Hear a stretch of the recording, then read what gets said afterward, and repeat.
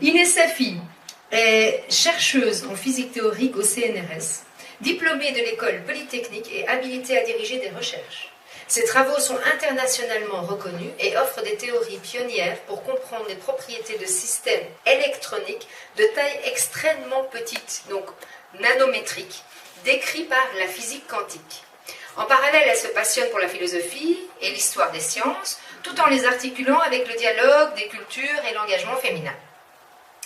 Elle est co-auteure de 2 livres portant sur le dialogue entre science et religion en islam.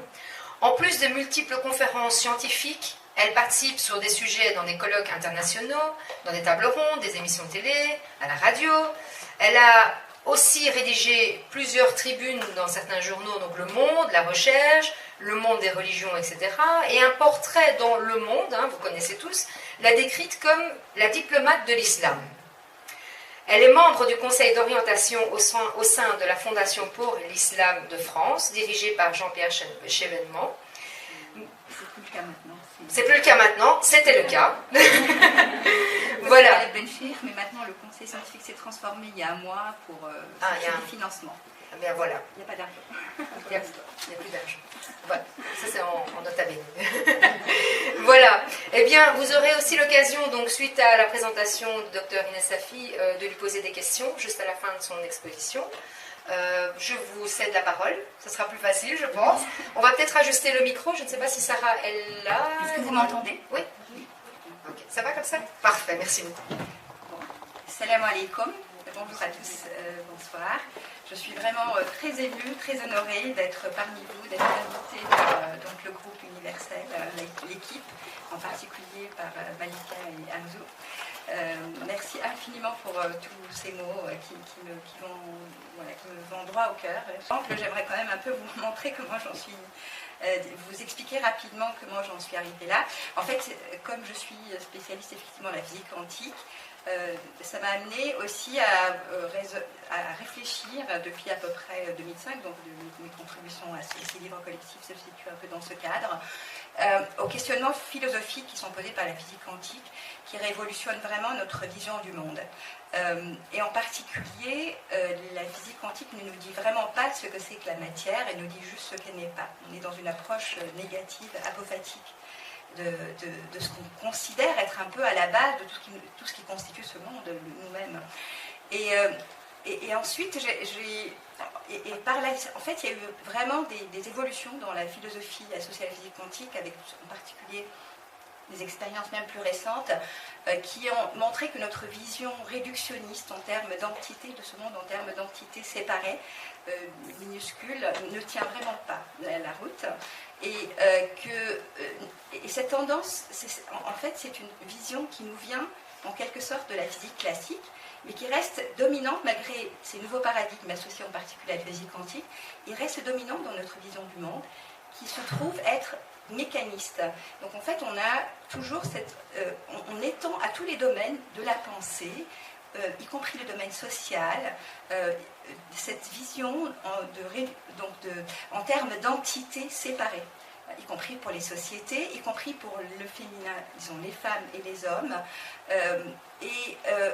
On a perdu, je pense, ce sens qui est vraiment fondamental, que je vais essayer de présenter par la suite, du tawhid, de l'unicité, l'unification.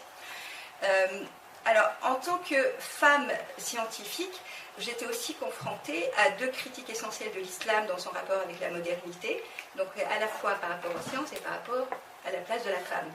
Et ce qui m'a amené aussi, pour les côtés scientifiques, à réhabiliter en quelque sorte le rôle de l'islam dans l'émergence de développement des sciences. Évidemment, vous connaissez l'importance de l'histoire des sciences, du rôle des sciences en terre d'islam. Et pour le côté des femmes, de effectivement avoir une sorte, c'est un état de réflexion que je vais essayer de vous exposer, en partie évidemment, sur cette vision du féminin, masculin et femme islam, les femmes hommes, ce n'est pas tout à fait la même chose, je distinguerai un peu les deux. Et donc c'est un petit peu l'objet de cette présentation brève. Alors je voudrais, comment on avance là, je n'arrive pas à avancer. Je crois qu'il faut aller vers tout en bas de votre écran. Ça rentre tout. Alors, je vais essayer. Oui, est-ce que j'ai mis en mode. Je l'ai mis en mode. Ah non, je sais, je suis plus en mode. Excusez-moi. Ah non, c'est voilà, plus le. c'est Ah ça. voilà. On a la souris là. Attendez, ici. Je vais diapositive. Ah voilà, c'est là. Donc là, ça devrait marcher. Ah oui, c'est ici. Ça y est. Voilà. Alors, une des conséquences en fait de ces visions mécanistes qui s'étendent à tous les domaines, c'est qu'elles s'étendent aussi au domaine religieux. Et donc on a une tendance aussi à percevoir le salut, j'étais d'ailleurs pendant quelques années un peu dans ce schéma-là, comme une voie déterministe qui se fonde sur un ensemble d'actions, sur une sorte de transaction avec le divin, mais aussi il y a une sorte de positivisme religieux qui s'inspire finalement du positivisme qui s'est développé pour les sciences en Europe, qui s'étend, je pense, avec la colonisation, la globalisation actuelle, qui s'étend aussi au champ religieux. Et donc le rapport au texte souffre aussi de cette vision réductrice, qui fait que on ne se contente que des sens apparents immédiats et on croit dans la raison, mais la raison réduite vraiment à une rationalité asséchée, qui n'est plus même les raisons des philosophes, je dirais, de la falsafa, donc d'islam. Et donc, moi, j'ai un peu cette image, je perçois un peu le Coran comme un prisonnier qui est transféré d'une cellule à une autre et qui subit, sous l'effet, sous la torture des bourreaux, en fait, des tortionnaires finalement, qui essaient d'extraire des propos complètement contradictoires. Les bourreaux, ça peut être effectivement les extrémistes d'un côté, mais aussi les extrémistes islamophobes, je dirais, qui sont finalement des miroirs en abîme, qui se renforcent mutuellement dans cette façon d'approcher le texte coranique. Et ce qui est important, et c'est ça un peu que j'apprends de l'héritage, en tout cas spirituel islamique, c'est que pour plonger dans l'océan du Coran, il est vraiment important d'avoir un cœur. Alors le cœur, c'est pas juste le lieu où il y a les sentiments. Le cœur, c'est vraiment un organe de perception qui soit capable de contemplation. Il y a par exemple le mot fiqh, qui maintenant désigne, et est relié plutôt à ce qu'on appelle la sharia, mais qui pour moi a un mot tronqué, puisque quand on pense au verset coranique,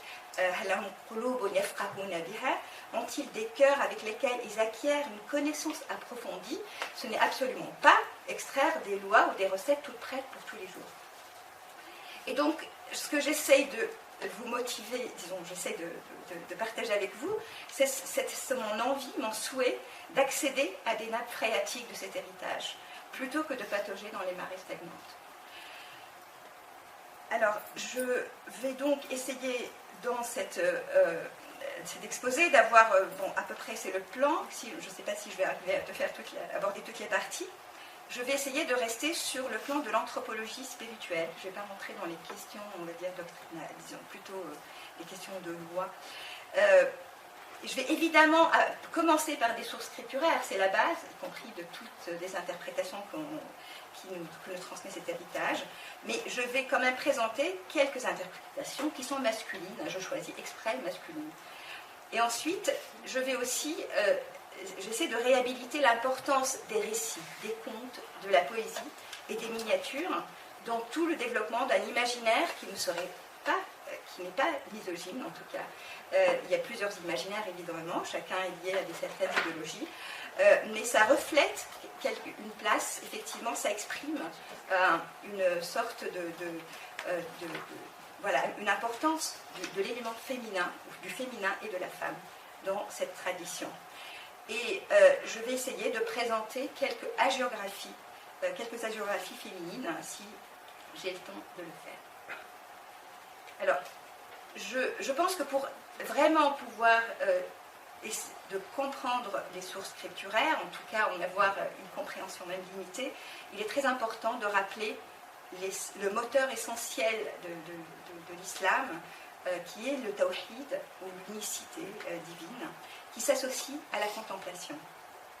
C'est vraiment une clé, et c'est très compliqué, c'est complexe en fait, le tawhid, de le définir, de toutes les façons il a dépendé énormément les doctrines dans l'islam, mais la façon dont je peux l'exprimer d'une façon simplifiée, ça serait l'affirmation de l'unicité de Dieu.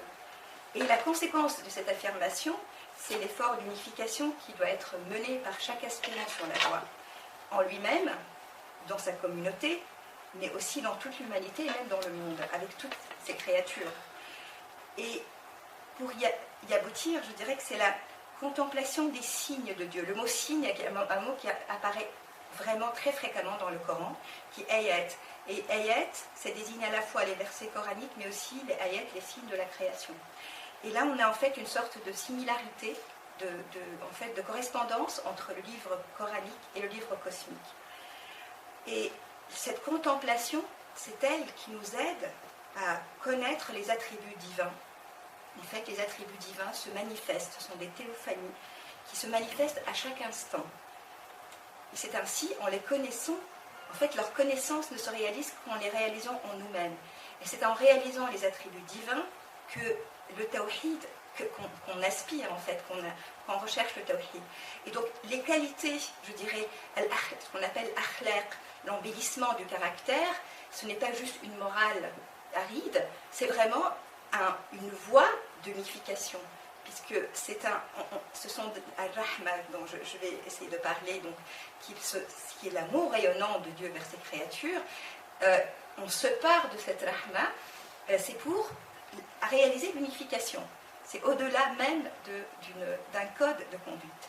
Et je cite rapidement l'émir Abdelkader dans les Alt al-Mawaqif qui dit celui qui s'épiphanise est un.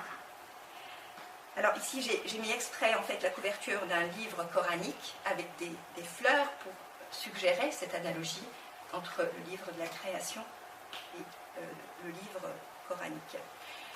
Maintenant cette unité se déploie à travers la multiplicité et un verset qui l'exprime très bien et que vous connaissez en tout cas si vous êtes musulman, pour ceux qui sont musulmans.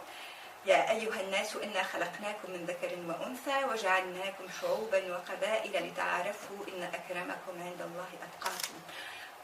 Ô être humain. Alors An-Nas en fait n'a pas, c'est ni féminin ni masculin. Al-Insan c'est l'être humain. Donc j'essaie toujours il y a des traductions on va mettre homme, même avec H majuscule ça ne me satisfait pas, je mets toujours être humain quand il y a de insan.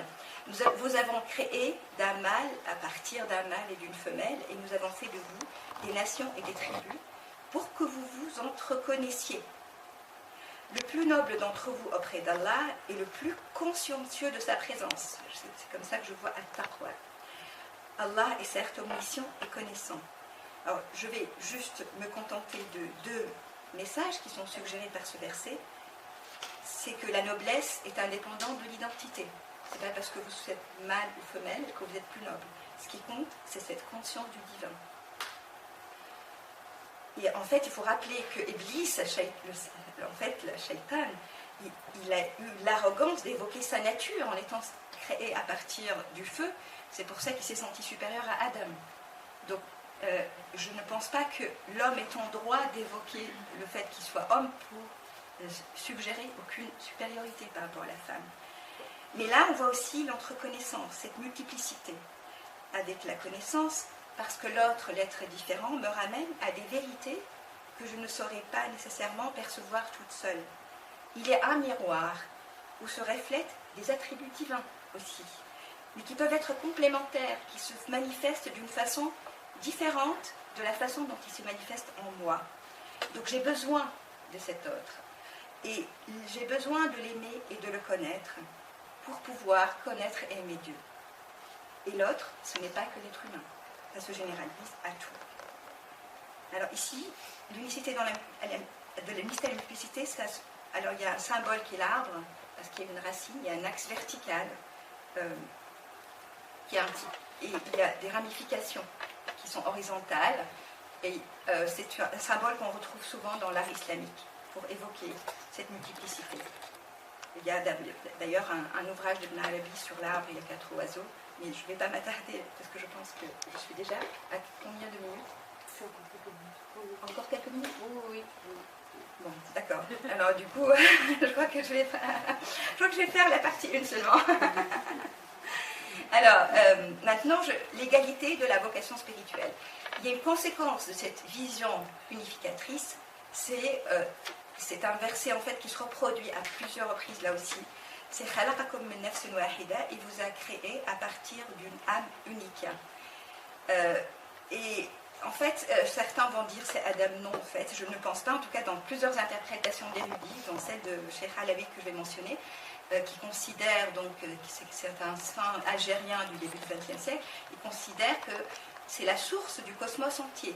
Donc il y a une sorte, vous voyez, d'unité, hein, et je trouve que ça c'est très intéressant par rapport à la crise écologique, une petite parenthèse que j'ouvre.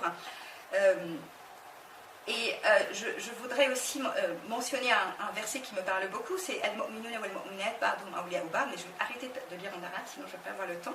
Donc les croyants et les croyants sont alliés. Alors le wilaya, c'est un concept très important, très fort, puisque les saints eux-mêmes sont des awliya Allah. Ce sont les amis ou les alliés de Dieu. Et là, ce sont les croyants et les croyantes qui sont alliés les uns des autres. Vous voyez la symétrie quelque part et la co-responsabilité. Ils sont tous les deux des lieutenants de Dieu sur terre. Il n'y a absolument aucune différence entre les deux. Il y a un hadith aussi qui est aussi très important, en tout cas aussi dans la doctrine d'Ibn Arabi en particulier. C'est les femmes sont semblables aux hommes. Et je ne sais même pas si le mot semblable peut traduire la force de ce que veut dire shaqiq, là aussi. Alors maintenant, évidemment, cette égalité de vocation ne veut pas dire que le féminin et le masculin ont été exactement de la même façon, puisque là aussi, je vous ai parlé de complémentarité. Donc il y a des aspects qui peuvent être plus renforcés chez les féminins, et en particulier le symbole de la femme créatrice ou du féminin créateur. Et en fait, la basmala, donc qui est la formule d'inauguration des chapitres coraniques, évoque Ar-Rahman, qui traduit par Maurice Clotan, comme je vous ai dit, je vous ai parlé de rayonnant d'amour, matriciel. Alors, Rahma et Hub sont un peu différents parce que Rahma, il se fait dans un seul sens, de Dieu vers les créatures. C'est pour ça qu'il n'y a pas le même mot que Hub en français, qui est si réciproque. Et c'est un nom qui synthétise tous les noms. Il est très important. C'est donc un principe féminin qui est en œuvre dans la création, qui est incessante. Et ainsi, il y a une sorte d'analogie là aussi entre la basmala qui ouvre les chapitres coraniques et la rahma qui a ouvert aussi la manifestation du livre cosmique. Parce que Dieu a délivré les noms divins et les entités immutables, en fait, de leur oppression. Elles réclamaient la manifestation. Il y a aussi un al-kitab, ça peut aussi faire entendre la mère, donc le féminin, d'accord. Ça peut aussi être un prototype, mais c'est la source de la parole divine. Et en fait, je vous ai parlé de l'arbre béni, Ash-Shajar al-Mubarak, à ce symbole. Le trésor caché, c'est un trésor caché des racines. C'est encore le nom manifesté. Ensuite, alors je reviens à cette idée du miroir. Les théophanies sont des miroirs de Dieu. Il y a une parole, en fait, ce qu'on appelle hadith Qudusi, donc parole prophétique sacrée, où Dieu s'adresse, donc dit, j'étais un trésor caché, j'ai aimé à être connu. Là, il y a amour et connaissance dans la même phrase. J'ai donc créé les créatures afin d'être connues. Et il y a aussi un hadith, le croyant est le miroir du croyant. Évidemment, ça concerne aussi les croyantes. Elles sont, alors j'aime beaucoup aussi ce verset où on voit une sorte de miroir. Elles sont pour vous un vêtement et vous êtes pour elles un vêtement. Et en fait, chaque être et chaque objet aussi de la création, qu'il soit animé ou pas, offre un miroir qui nous aide à nous connaître nous-mêmes et donc notre Seigneur. Connais-toi, tu connaîtras ton Seigneur. Et c'est la beauté du Seigneur qui irradie le miroir de la création. Et cette connaissance, pour qu'elle soit accessible, pour qu'elle nous soit facilitée, ces miroirs doivent être polis. Et donc c'est en aspirant, c'est en cherchant à les perfectionner, à les polir, que nous pouvons participer collectivement à ces jeux infinis de réflexion lumineuse. Et en fait, toute la création est un miroir où Dieu se contemple sa beauté. Et donc c'est notre... voilà, c'est pour pouvoir accéder à cette beauté divine que nous avons besoin de les perfectionner, de les polir. Alors, dans ce sens-là, il y a un hadith aussi qui évoque quelque chose qui est complètement aussi en miroir pour moi. C'est nul ne croit tant qu'il n'aime pas pour son frère ce qu'il aime pour lui-même. En tout cas, c'est là où je ne sais pas si je l'ai bien traduit. Vous voyez que là aussi, c'est encore un sens qui est au-delà de la morale. Parce qu'on aime pour les autres aux voies de connaissance, mais dans le récit, elle-même, alors j'ai d'autres, je ne vais pas encore vous montrer les miniatures, elle l'accueille dans son palais, et elle l'initie par tous les récits qu'elle lui fait. Il y a une initiation de la femme, et ça apparaît aussi dans le récit des 7 princesses de Nizami. C'est un peu analogue à Shahrazad, au roi de Shahrazad, qui par les contes, en fait, elle assure l'évolution, hein, je dirais, c'est elle qui transmet la sagesse. c'est un platane en fait automnal qui surgit ici. Je ne vais pas vous lire le poème, en fait je l'ai raccourci, il est vraiment très beau, mais vous voyez à un moment, répandant d'ambre gris, alors attendez, à un moment, alors je crois que j'ai supprimé cette partie, à un moment c'est sa chevelure qui tombe sur le visage, et la chevelure c'est vraiment le symbole de la multiplicité, on le trouve aussi dans un très beau poème de Hafez sur les cheveux. Et là c'est un miniaturiste important, qui est un peu le chef des ateliers de peinture de Herat. On est en Afghanistan, ça a été fait, d'accord. Le même miniaturiste a réalisé aussi cette miniature pour Leïla et Majnoun, pour Nizami. Et là, on retrouve le même arbre, donc je ne vais pas le commenter. Là, ce qui est très intéressant, c'est que d'abord, on est dans une mosquée, parce qu'en fait, il y a un verset, c'est le mihrab, qui est la niche de prière, qui est le lieu central de la mosquée. Et vous voyez que Leïli, elle est dans le mihrab. Et en fait, alors là, je m'inspire d'une interprétation de Michael Barry, qui est spécialiste de ces miniatures, qui est à Princeton, et qui, parce que moi je ne lis pas le persan malheureusement, et qui en fait nous déchiffre ce qui est écrit en bas. Le voile a été enlevé de sa beauté. En fait, c'est le vent, parce que c'est ce que dit aussi le poème de Nizami. Le miniaturiste est tout à fait, exprime d'une façon très frappante le poème. Et en fait, elle est entourée de l'immanence et la transcendance. Ce sont encore des femmes, des jeunes femmes. Et là, il y a Majnoun qui est au-dessous de l'arbre. Oui, voilà, c'est ça. Qui est au-dessous de l'arbre. Et c'est là où il écrit son premier poème d'amour, parce qu'il est complètement frappé, là aussi, par cette beauté, cette théophanie divine. Et en fait, il y a un élève qui dort ici, les amis racontent dans son poème, lui, il n'a pas observé. Vous voyez, il tourne le dos à cette beauté. Non, nous ne soyons pas comme cet élève qui s'est endormi. À une autre miniature, et là, vous voyez encore le mihrab, et encore Leïli, et là, elle tient, alors je ne vais pas commenter le jasmin, parce qu'il y en a plein aussi, les fleurs, c'est tout un symbolisme, mais ce qui est intéressant aussi, c'est ce détail, c'est le mouchoir, qui est en fait le signe de la royauté. On retrouve même, qui a été adopté même en Europe. En fait, le mihrab, c'est la niche des lumières, mais Leïla, c'est aussi, ça évoque la nuit, parce que c'est une obscurité. Là, vous voyez tout à l'heure, dans le poème, Leïla quand même se voile. Donc il y a un jeu de voilement et de dévoilement. D'ailleurs, oui, cette niche, elle évoque Mishkat el-Anwar, c'est un titre d'un livre de Al-Ghazali. C'est la niche de lumière, c'est en référence à un vers coranique sur Dieu et la lumière des cieux et de la terre. Voilà, donc qui évoque la niche. Alors maintenant, les hagiographies, je pense que je vais... alors il y a plusieurs recueils avec plusieurs... Parce qu'on pourrait se dire, oui, ça reste un peu à un niveau théorique, c'est la femme, mais c'est plutôt quelque chose d'abstrait. Maintenant, il est très important, dans cet accès à cet héritage, d'avoir des exemples féminins, disons, d'avoir accès, de faire connaître ces exemples.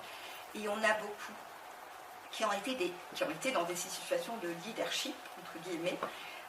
Donc il y a un livre par exemple, un recueil de Soulami, qui est aussi auteur du Tabarat de Soufia, qui est un recueil hagiographique de plusieurs saints hommes. Il a consacré 82 notices donc à des femmes seulement.